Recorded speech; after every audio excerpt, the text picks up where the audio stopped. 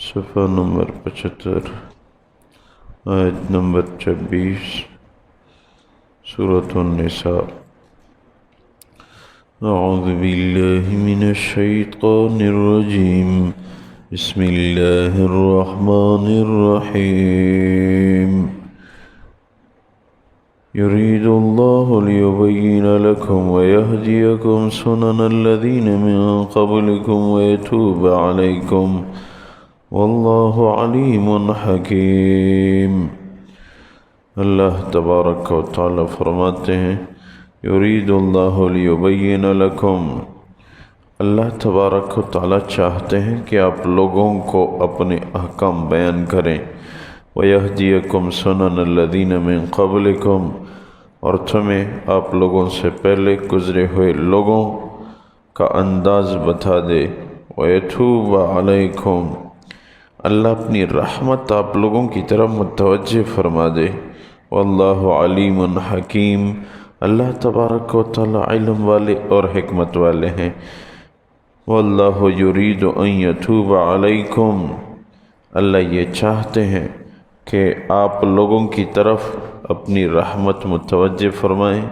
وَيُرِيدُ الَّذِينَ يَتَّبِعُونَ الشَّهَوَاتِ أَن تَمِيلُوا مَيْلًا عَظِيمًا، اور وہ لوگ جو کہ شہوت پرست ہیں وہ یہ چاہتے ہیں کہ آپ لوگوں کو حق سے دوسری طرف بڑے پیمانے پہ مائل کر دیں۔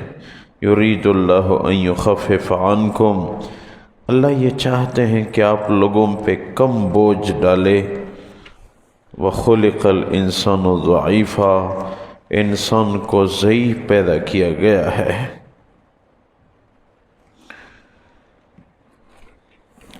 اللہ تبارک و تعالی ان آیات مبارکہ میں اپنی منشا کا اظہار فرما رہے ہیں کہ میں کیا چاہتا ہوں۔ 3 آیتوں کے اندر اللہ کے منشا کو ذکر فرمایا ہے۔ اللہ یہ چاہتے ہیں کہ آپ لوگوں کو اپنے احکامات بیان فرما دیں کہ اس پہ عمل کرو، اس کے بعد پھر ان لوگوں کے حالات بھی آپ لوگوں کو بتا دیں کہ گزشتہ اقوام میں جن لوگوں نے دین پہ عمل کیا ان کو کیا مرتبہ نصیب ہوا، اور جنہوں نے دین کی خلاف ورزی کی ان کا کیا انجام ہوا۔ اور اللہ اپنی رحمت آپ لوگوں کی طرف متوجہ کرنا چاہتے ہیں۔ اللہ تبارک و تعالی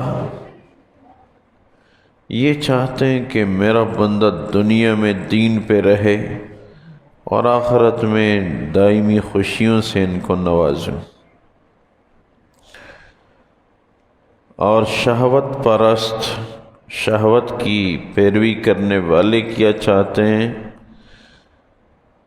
کہ ایمان والوں کو حق سے باطل کی طرف مائل کر دیں۔ حالانکہ اللہ تبارک و تعالی اپنے احکامات میں تخفیف چاہتے ہیں، اللہ نے اپنے احکامات میں تخفیف رکھی ہے۔ دین کا سب سے بڑا حکم نماز ہے۔ نماز ابتداً 50 نمازیں فرض ہوئی تھیں۔ حضور اقدس صلی اللہ علیہ وسلم کو موسیٰ علیہ السلام نے سمجھایا کہ واپس جاؤ، درخواست دو، یہ بہت بھاری حکم ہے اور 50 نمازیں آپ کی امت ادا نہیں کر سکتی۔ واپس کے درخواست کی، اللہ نے تخفیف کی، 45 ہو گئی۔ پھر آئے، پھر اس نے سمجھایا، پھر گئے، پھر درخواست کی، 40 ہو گئی۔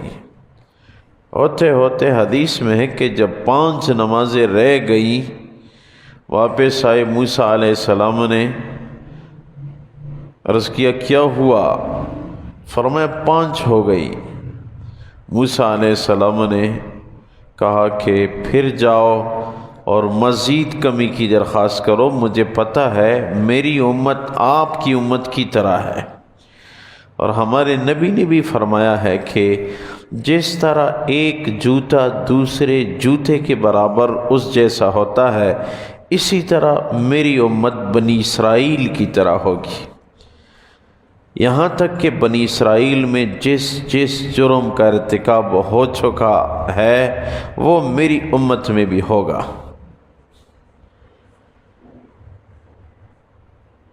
ہاں، احکامات کے اعتبار سے ہمارے لیے کافی تخفیف ہے۔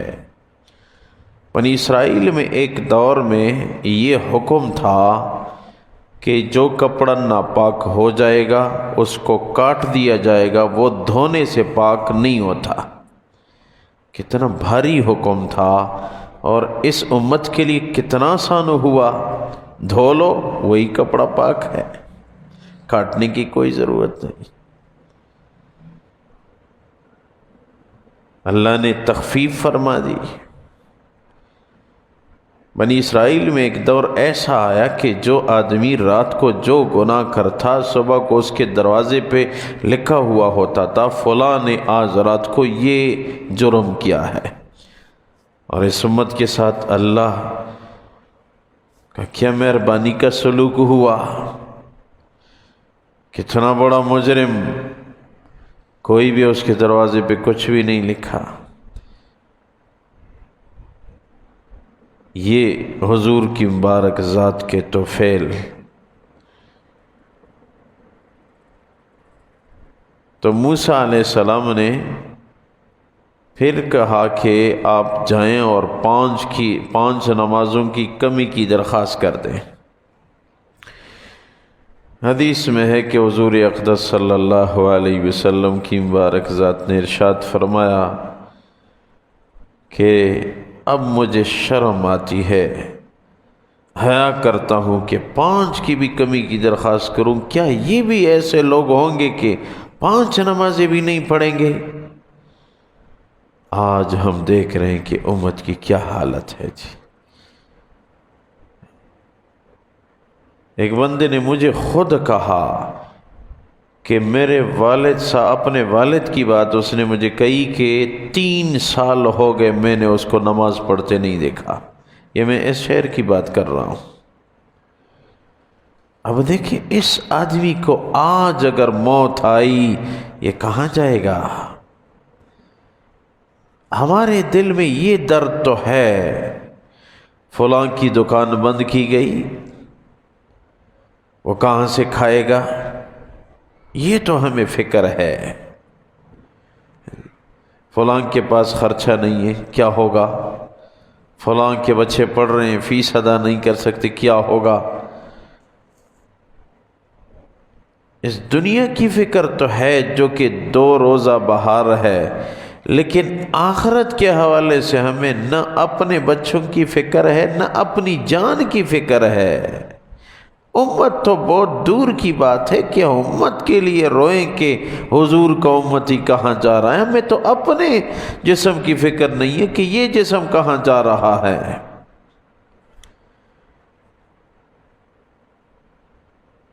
بس حال یہ بتا رہا ہے کہ اپنے بیٹھوں، اپنے رشتہ داروں کے متعلق دنیاوی اعتبار سے ہمارا کیا نظریہ ہے۔ کوئی ایک تھپڑ آپ کو لگائے، ہم 2، کسی کے پاس اعلیٰ سوٹ اعلیٰ جوتے دیکھے، ہم آپ کو اس سے بھی اعلیٰ قرضہ لے کے آپ کو خرید کے دیں گے، کوئی فکر نہ کرو۔ لیکن بیٹھا جیسی قبر میں جاؤ گے، آپ جانے آپ کا عذاب جانے، مجھے آپ کی کوئی فکر نہیں۔ حال یہ ہے، حال یہ بتا رہا ہے کہ ہماری فکر یہ کہ جو گیا، وہ جانے اس کی قبر جانے، جی عذاب ہے کہ خوشی ہے وہ جانے اس کا کام جانے۔ ہمیں آخرت کی کوئی فکر ہے ہی نہیں۔ ہمارے نبی اس لیے رویا کرتے تھے میری امت کا کیا ہوگا، میری امت کا کیا ہوگا۔ حالانکہ انسان خلق الانسان ضعیفا، انسان کو ضعیف پیدا کیا گیا ہے۔ انسان کو ضعیف پیدا کیا گیا ہے، اس کے دو معنی ہیں۔ ایک معنی یہ ہے کہ انسان جب پیدا ہوا بہت کمزور اور ضعیف نوعیت تھی اس کی۔ غور کیا جائے تمام مخلوقات میں انسان کی تخلیق ضعیف نہیں، ضعیف تر نہیں، ضعیف ترین ہے۔ بکری کا بچہ صبح کو پیدا ہوتا ہے، شام کو دوڑتا ہے۔ گائے کا بچہ پیدا ہوتا ہے، اسی وقت کھڑا ہو جاتا ہے۔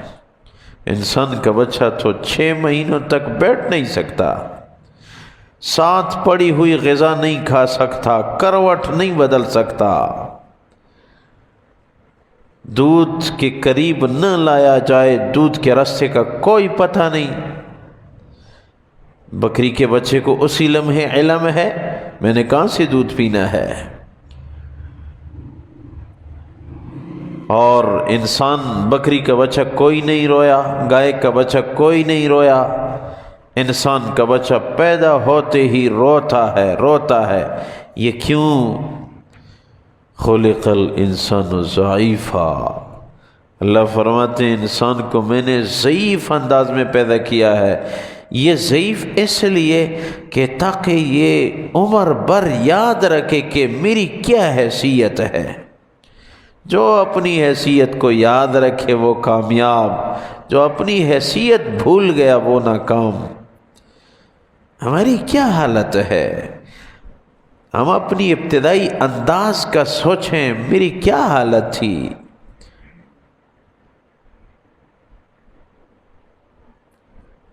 انسان کا کام ہے رونا 6 مہینے 1 سال تک تو اس کا کام رونا ہے۔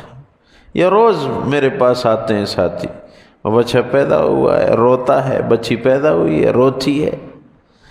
کوئی نہیں آیا کہ بچپن میں وہ میرا بیٹا میری بیٹی تو مسلسل ہنس رہے ہیں، کوئی نہیں آیا۔ کیوں؟ یہ روتے کیوں ہیں بچے؟ انسان کا بچہ کیوں روتا ہے؟ جانوروں کا بچہ تو نہیں روتا۔ یہ اللہ تربیت دے رہے ہیں، ٹریننگ دے رہے ہیں، میرے بندے آپ کا کام ہے رونا، میرا کام ہے دینا۔ آپ کا کام ہے رونا، جیسے بچہ روتا ہے ماں دودھ پلاتی ہے۔ آپ کا کام ہے میرے بندے رونا یاد رکھنا۔ جب تک رہو گے آپ کا کام ہوگا رونا، میرا کام ہوگا دینا۔ یہ ٹریننگ ہے۔ فوجی جیسے ہی فوج میں جاتے ہیں ان کو دوڑایا جاتا ہے، آپ کو سروس میں دوڑنا کام آئے گا، آپ کا کام ہوگا دوڑنا۔ جیسی مشکل مرحلہ آئے گا فوراً اپنی پوزیشن سنبھالنی ہے، دوڑنا ہے آپ نے۔ آپ کا کام 6 مہینے اس لیے آپ کو ہم دوڑاتے رہیں گے، آپ کی کوئی ڈیوٹی نہیں ہوگی، دوڑتے رہو گے، کیونکہ یہ دوڑنا آپ کی پوری زندگی 25 سال کے لیے مفید ہے۔ یاد رکھنا یہ کام ہوگا آپ کا۔ اس لیے 6 مہینے 1 سال 1.5 2 بچے کو رلایا جاتا ہے۔ میرے بندے آپ کا کام ہے رونا۔ جب بھی آپ کو مشکل حالت پیش آئے آپ نے پھر رونا ہے، آپ کے مسائل حل ہوں گے۔ امت رونا بھول گئی، ہم تو اپنے لیے نہیں روتے، ہمارے دل پتھر بن گئے۔ امت آج کیوں ناکام ہے؟ امت میں رونے والے نہیں رہے۔ رونے کو عیب سمجھا جا رہا ہے، حالانکہ یہ عاجزی کی نشانی ہے۔ یہ ڈیوٹی اللہ نے پہلے دن سے ہمیں دی ہے، دنیا میں آ کے آپ کا کام ہے رونا۔ اور پھر عام زندگی میں دیکھو دوسرا معنی انسان کو ضعیف پیدا کیا گیا ہے۔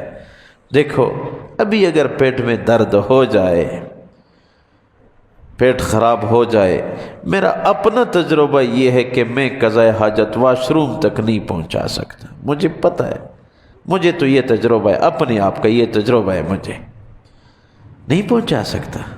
ہم اتنے ضعیف ہیں، ابھی اگر درد شروع ہو جائے ہم اپنی جگہ سے نہیں اٹھ سکتے۔ یہ ہماری قوت کا حال ہے، اور پھر ہم کہتے ہیں میں ایسا ہوں، میں ایسا ہوں۔